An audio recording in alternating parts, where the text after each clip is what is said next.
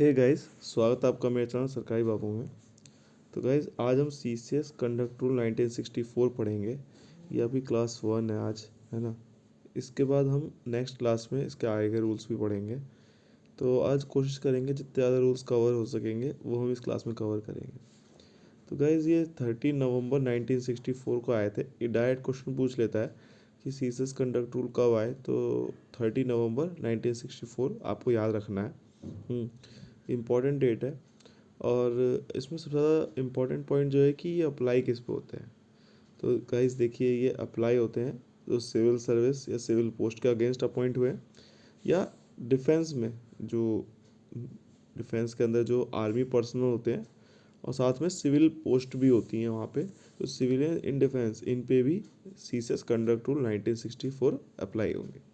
अच्छा, कंडक्ट होता क्या है? कंडक्ट मतलब किस तरह का कंडक्ट रहेगा एक सेंट्रल गवर्नमेंट एम्प्लॉय का टुवर्ड्स अदर्स, है ना। जिससे कि, क्योंकि जो गवर्नमेंट सर्वेंट है वो एक तरह से इमेज है सेंट्रल गवर्नमेंट की, तो उसके लिए जो है कुछ कंडक्ट के नियम बनाए हैं कि किस तरह का कंडक्ट होना चाहिए। अब देखते हैं किन लोगों पे एप्लीकेबल नहीं होता। तो एक तो रेलवे पे एप्लीकेबल नहीं होता। एआईएस, ऑल इंडिया सर्विसेज के जो लोग होते हैं, आईपीएस, आईएएस, आईएफएस यानी फॉरेस्ट सर्विसेज, और are administrative services and police services जो है, इनके लोगों पे एप्लीकेबल नहीं होते। साथ में उन लोगों पे भी एप्लीकेबल नहीं होंगे जिन पे प्रेसिडेंट एक ऑर्डर निकाल दे कि ये लोग इससे एग्जम्प्टेड होंगे, है ना। जैसे कि कुछ कॉन्स्टिट्यूशनल बॉडी होती हैं, उनका अपॉइंटमेंट प्रेसिडेंट करता है, तो उन पे भी ये जो कंडक्ट रूल हैं ये लागू नहीं होते, है ना।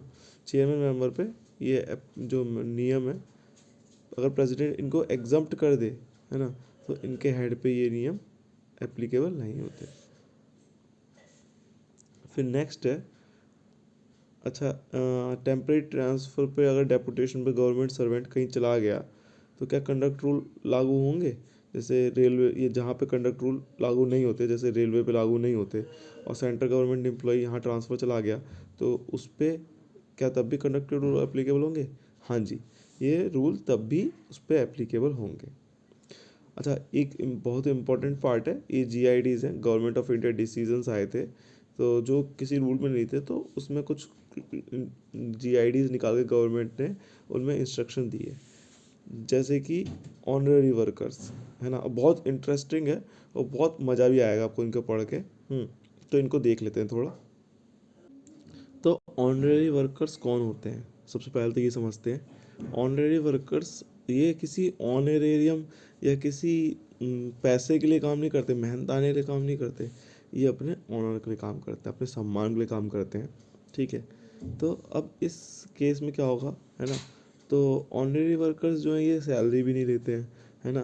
तो इसमें क्या है कि अब इनके लिए कुछ गाइडलाइंस बनाई गई हैं। एक तो इनका अपॉइंटमेंट, ऐसा नहीं है कि हमेशा आप इनको ही अपॉइंटमेंट कर देंगे। जब एबनॉर्मल सिचुएशन है, गवर्नमेंट सर्वेंट अवेलेबल नहीं है, तो उस केस में इनको रिक्रूट किया जाएगा, है ना, अदरवाइज अपॉइंट किया जाएगा, है ना। नहीं तो कोशिश की जाएगी परमानेंट गवर्नमेंट सर्वेंट को ही इसमें भर्ती किया जाए। अभी होंगे कौन लोग, है ना।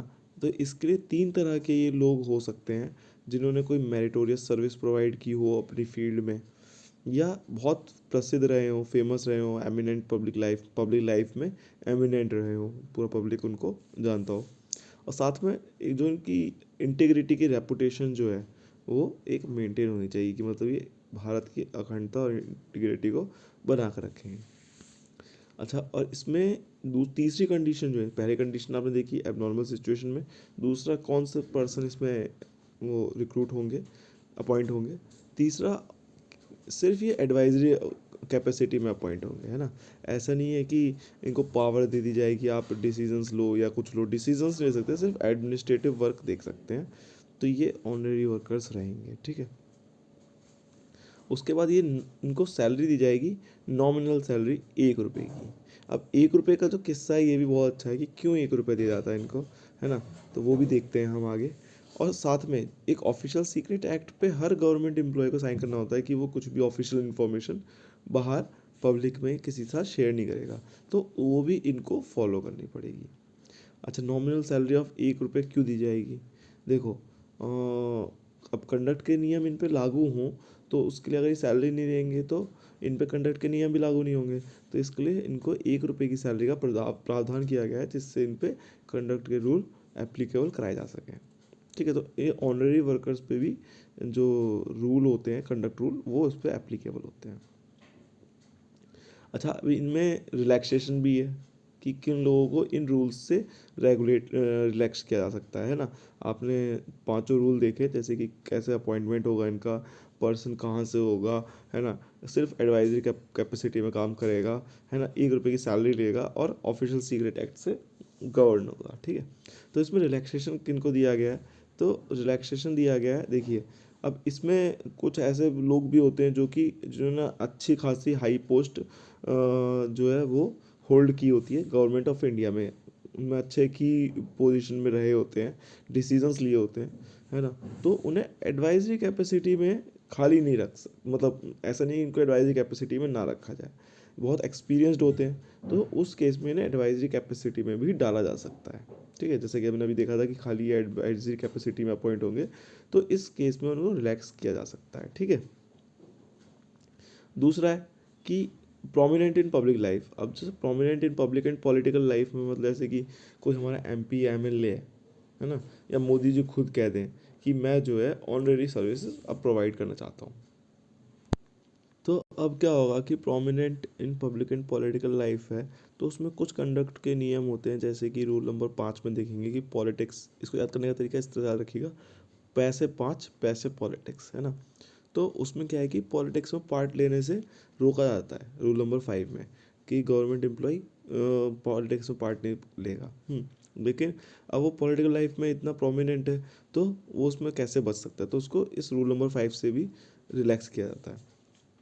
फिर रूल नंबर 8 है प्रेस। तो अब इस तरह की जो पब्लिक लाइफ में इतना एक्टिव रहा हो, है ना, पॉलिटिक्स में भी एक्टिव रहा हो, तो प्रेस आकर उनसे पूछ ही लेता है कि अभी क्या वो प्रतिक्रिया है, क्या इस पे कहेंगे। तो वो प्रेस का जो नियम है कि गवर्नमेंट सर्वेंट को प्रेस से बचना है, मीडिया से बचना है ना, तो उससे भी इसको रिलैक्स किया जाता है। आखिरी रूल नंबर 9 है, मतलब जिन जिनको एग्जाम, खैर रूल नंबर 9 जो है उसमें क्रिटिसिज्म ऑफ गवर्नमेंट है कि इससे बचना है गवर्नमेंट एम्प्लॉय को, सेंट्रल गवर्नमेंट सर्वेंट को, तो उससे भी इसको रिलैक्स किया जा सकता है, क्योंकि अब वो पॉलिटिक क्योंकि वो पूरी ज़िंदगी अपने पॉलिटिक्स में एक्टिव रहा है, तो गवर्नमेंट को क्रिटिसाइज करने से कैसे रोक सकता है ना। तो इन सब रूल से उनको रिलैक्स किया जाता है, तो इस कंडीशंस में उनको रिलैक्स किया जाता है। अब कोई एमपी है, वो जो खुद ऑनरेरी सर्विस प्रोवाइड कर रहा है, तो उसको अच्छी खासी सैलरी मिल रही थी, तो 1 रुपये की सैलरी दे के ये उसकी एक तरह से उसके पद की तौहीन होगी। तो इसके लिए उनको 1 रुपये की सैलरी वाले प्रावधान से भी रिलैक्स किया जाता है। ठीक है, अच्छा, इनके अपॉइंटमेंट और रिलैक्सेशन कौन देखेगा, कौन बताएगा? तो वो डीओपीटी है जो इनका अपॉइंटमेंट और इनका रिलैक्सेशन डिसाइड करेगा। ठीक है, हाँ, साथ में जो ये ऑनररी वर्कर्स हैं, इनको एक चीज़ और है कि जो इनको वो मिलती हैं, सुविधाएं मिलती हैं, उसके लिए बाध्य नहीं है कि इनको दी जाएं। जैसे कि इनको टेलीफोन का अलाउंस या व्हीकल दिया जाए जाने के लिए कहीं, है ना। तो उन सबको मेरिट बेस पे, अगर हाँ लगता है कि गवर्नमेंट सर्वेंट के लिए जैसे दी जा रही है तो वैसे दी जाए, लेकिन ऐसा नहीं कि कुछ हम ऑनररी वर्कर हैं तो हमें कुछ अलग से दिया जाए। ऐसी सुविधा के लिए कोई ज़रूरी नहीं है, आवश्यक नहीं है। ठीक है, अब नेक्स्ट देखेंगे कि ये पीएसयू के जो एम्प्लॉय होते हैं, क्योंकि इसमें जो गवर्नमेंट होती है उसकी भी हिस्सेदारी होती है, तो क्या उन लोगों पे भी कंडक्ट रूल के नियम लागू होते हैं कि नहीं होते, वो देखते हैं। तो पीएसयू में भी दो तरह के होते हैं, एक कॉरपोरेशन होता है, एक अंडरटेकिंग होता है। देखो, कॉरपोरेशन में जो है ज़्यादा ऑटोनॉमी होती नहीं है, क्योंकि गवर्नमेंट का ज़्यादा वो रहता है, और अंडरटेकिंग में थोड़ी सी ऑटोनॉमी रहती है, क्योंकि अंडरटेकिंग खुद अपना पैसा कमाती हैं, तो उनमें थोड़ी सी वो अपने नियम कानून में थोड़ा सा बदलाव कर सकती हैं, क्योंकि खुद वो अपना एक्सपेंडिचर बियर कर रही हैं, है ना। तो इसमें क्या है, कॉरपोरेशन में क्या है, कॉरपोरेशन में भी दो तरह की बॉडी हैं। एक है स्टैचूटरी, यानी जो किसी एक्ट से या फिर किसी गवर्नमेंट पार्लियामेंट के एक्ट से बनाई गई हैं, है ना। तो उसमें क्या है कि जो भी उनका स्टैचूट है ना, तो उसके अंदर ही कंडक्ट रूल होते हैं, उससे वो गवर्न होते हैं। जबकि जो नॉन स्टैट्यूटरी बॉडीज़ होती हैं उसमें क्या है कि जो किसी एक्ट वगैरह से नहीं बनी, उसमें एम्प्लॉय और एम्प्लॉयर के बीच टर्म्स ऑफ कॉन्ट्रैक्ट जो होते हैं उसी से वो कंडक्ट रूल के गवर्न होते हैं। ठीक है।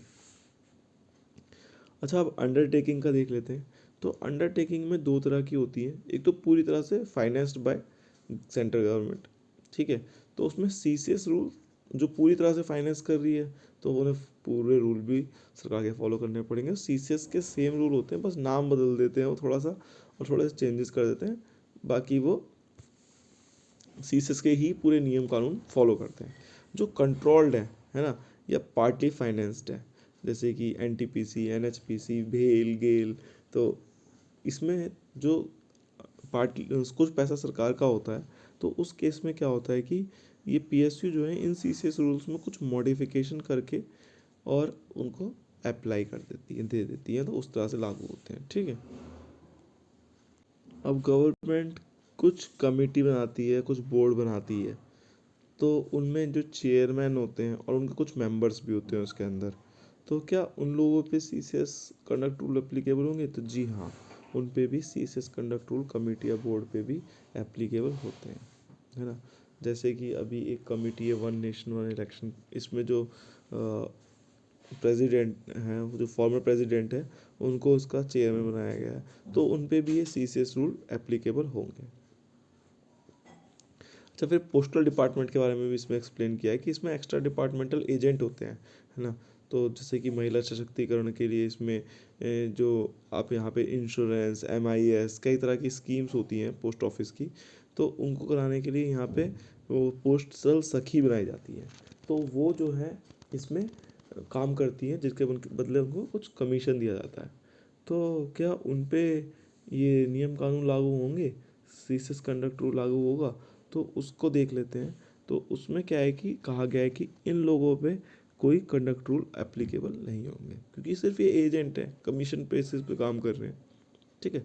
इसका क्लैरिफिकेशन मांगा था, जीआईडी में इसको भी मेंशन किया गया है।